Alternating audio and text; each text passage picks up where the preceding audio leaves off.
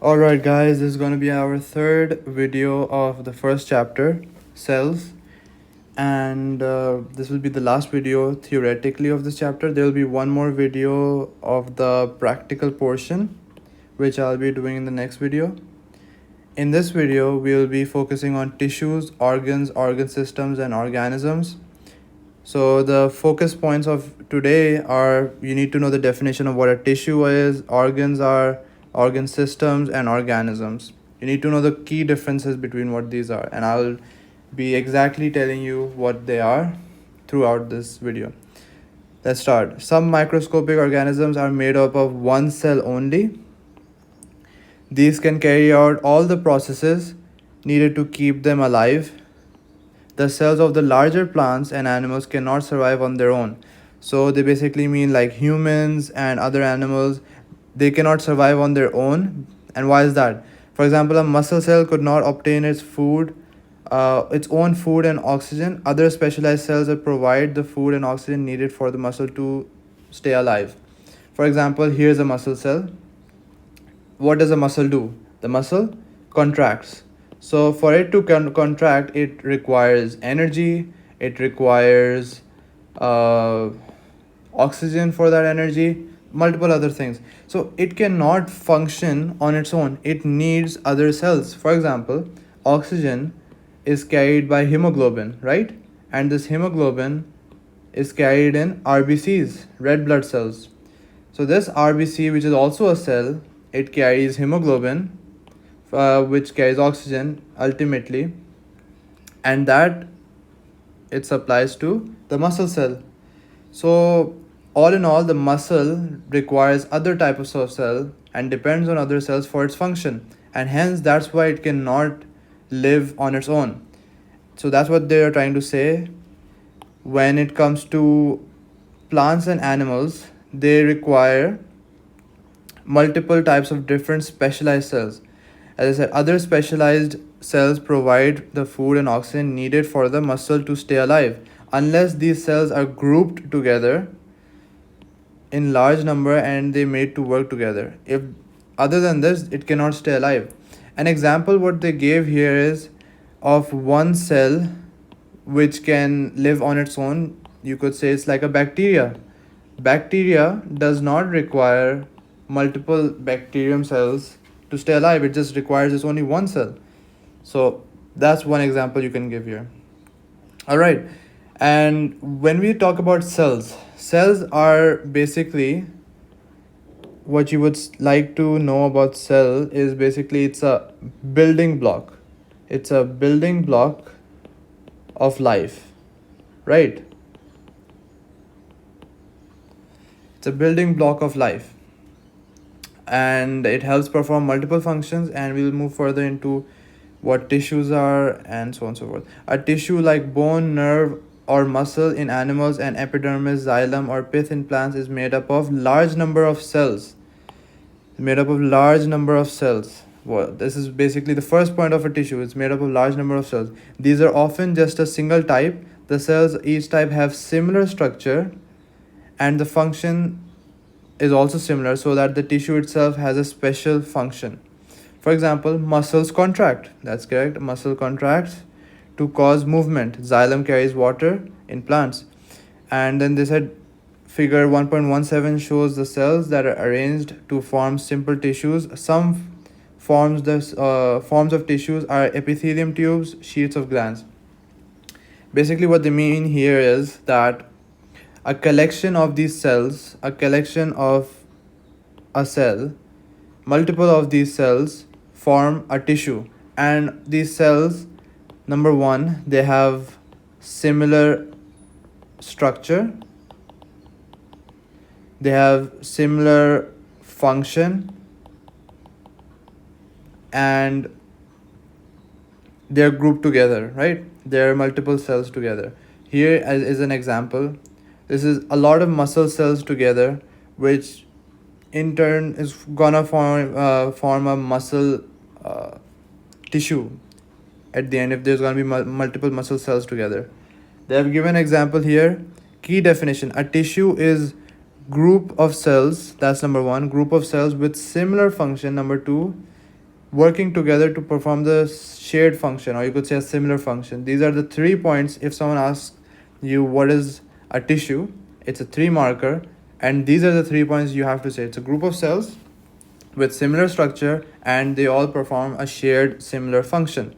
Here are a few examples of what a tissue may look like. Here, as you see, there are 4 cells, right? There's 1, there's 2, there's 3 and 4. And since there are multiple cells, they look the same, they probably share the same function. It's a tissue. Here they have given cell forming an epithelium. Epithelium is a thin layer of tissue lining the mouth, or different types of epithelium line the internal lining of the windpipe, food canal, even the skin. Your skin has a type of epithelium which provides a barrier. And that epithelium is formed by the help of multiple tissues grouped together. Here they have given another example, a small tube in the kidney, and here is a muscle cell. Multiple muscle cell will eventually form a muscle tissue, and here's a gland with multiple cells, and these cells make chemicals which are released into the central space over here, and are carried away from the tube, showing the shown. So basically that's what a tissue is, and that's what a cell is. Now moving on to organs. Organs are made up of several tissues grouped together. Number 1, several tissues. So basically we are going in a hierarchy. A hierarchy I want you guys to know is over here. That's first, it's a cell on its own, a singular cell. A group of cell then forms tissue, right? A group of those tissues form an organ. And then a group of multiple organs form an organ system, right? And then lastly, a group of multiple organ systems working together, sharing a final function at the end, forms an organism, right? This is something you should know. This hierarchy is very important. So organs are made up of several types of tissues grouped together to make a structure with a special job. For example, the stomach is an organ that contains tissues made up of epithelium. This is the lining of your stomach. There are glands which produce like HCl and secrete multiple types of like pepsin, and muscle cells which helps the stomach to contract. These cells are supplied with food and oxygen brought by blood vessels, right? In the blood vessels there's blood, in the blood there is RBCs carry oxygen, so on and so forth. The stomach also has a nerve supply. The heart, lungs, intestine, brain, and eyes are further examples of organs in an animal. In flowering plants, the root and stem and leaves are the organs. Some of the tissues of the leaf are epidermis, palisade tissue, spongy tissue, xylem, and phloem. So these are a few examples they've given of organs in humans, and then they have given examples of organs in plants. What you basically need to know is a group of several tissues grouped together with a structure, to make a structure with a special job, right? And an example I would give here as well is they have given the heart. The heart will have a few key features. It will have the muscle of the heart, right? It will have the arterial supply, that which will be supplying the heart. It will have the nerve supply, which helps in pumping the heart as well in some ways, and so on and so forth, right? But usually the heart does not require nerve supply, it's autonomic. Moving on, they have given a key definition of what an organ is, and they have stated an organ is a structure made up of group of tissues working together to perform a specific function. So this is the 3 marker again they've given. Lastly, organ system. Not lastly, this second last, organ systems. An organ system usually describes a group of organs with closely related functions. For example, the heart, the blood vessels make the circulatory system. The brain, spinal cord make up the nervous system. In flowering plants, the stem, the leaves, the bud make up a system called the shoot. So it's basically multiple organs working together for a closely related function, forming an organ system. Another thing that they could have mentioned here was the respiratory system. The lungs, they're an organ. The trachea, that's an organ, right? Which you could call the windpipe. The windpipe, the lungs which have the alveoli. So these are multiple organs working for a similar function, forming an organ system. All right. Key definition what an organ system is group of organs with related functions working together to perform a body function. Lastly, organisms. Key definition: an organism is an individual, animal or plant formed by all the organs and the systems working together to produce an independent living thing. For example, a human being. A human being has multiple systems. A human being has the respiratory system, the cardiovascular system, the gastrointestinal system, so many systems, right? These multiple systems are functioning on related to their own function, and internally they are helping to work together to form an independent living thing.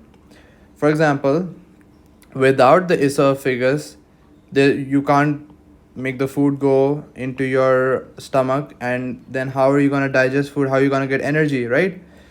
If you don't have a stomach, if you don't have intestine to digest your food, how are you going to digest them? How are you going to get energy? So you need these organs for multiple functions. For example, if you don't have your heart, how is it going to pump blood to the rest of your body to provide nutrition and oxygen? So all of these organs are required to function together as a unit, and overall to make what is an independent living thing. Here they have given an example how cells, tissue, organs are related. A system is, for example, the digestive system of a human organisms, an organ which is the stomach for the digestive system. The lining is the muscle layer. You can say it's a muscle cell, muscle tissues, and cells. Here is muscle cells, and here the tissues, multiple. It could be muscle tissue, muscle. So they gave the hierarchy as I gave before.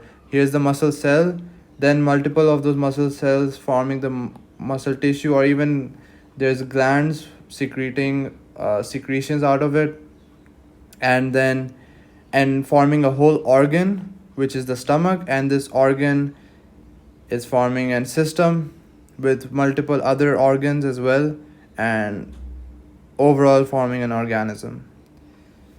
So this is it for this chapter. The next is related to microscope and the practicals. We'll be doing that in the next video. Hope you guys enjoyed.